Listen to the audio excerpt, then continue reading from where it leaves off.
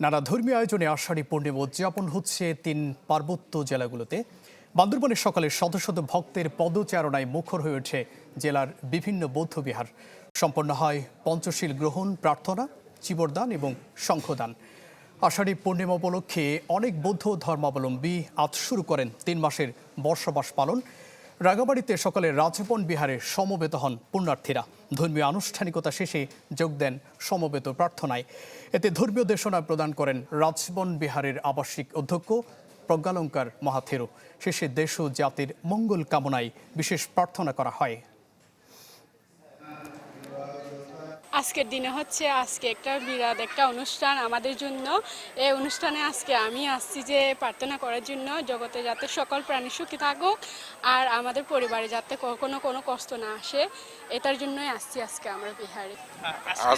আজকে যে এটা একটা শুভ দিন, ওইটা আষাঢ়ী পূর্ণিমার সময় বুদ্ধ যে স্বপ্ন যুগে মাতৃ যতরে ওইটা জন্ম নিয়েছিল, এই নিয়তে আমরাও কিছু ওইটা প্রার্থনা করি, ওইটা জগতের সকল প্রাণী হিত মঙ্গলের জন্য। হচ্ছে আমি যে আজকে এই যা পুণ্য সঞ্চয় করেছি, এই পুণ্যের মাধ্যমে জগতের দেখা মানে কি বলে যায়, ছোট বড় প্রাণী যত সবাই সুখে থাকুক, শান্তিতে থাকুক, বিশ্বব্যাপী সব কিছু শান্তি বিরাজ করুক, এই কামনাই করছি। আষাঢ়ী পূর্ণিমায় আমাদের ভান্তেরা বর্ষাবাস শুরু করেন এবং প্রবারণা পূর্ণিমায় বর্ষাবাস শেষ করেন, কিন্তু এর মধ্যে ওনারা কোনো বিহারে থাকতে পারেন না, অন্য কোনো বিহারে, নিজস্ব বিহার ছাড়া। এবং এরপরে আমাদের সবচেয়ে বড় ধর্মীয় অনুষ্ঠান কঠিন চিবরদান শুরু। বলি, এই পূর্ণিমা আমাদের কাছে অত্যন্ত গুরুত্বপূর্ণ। আজকে এই 3 মাস বর্ষবাস শুরু।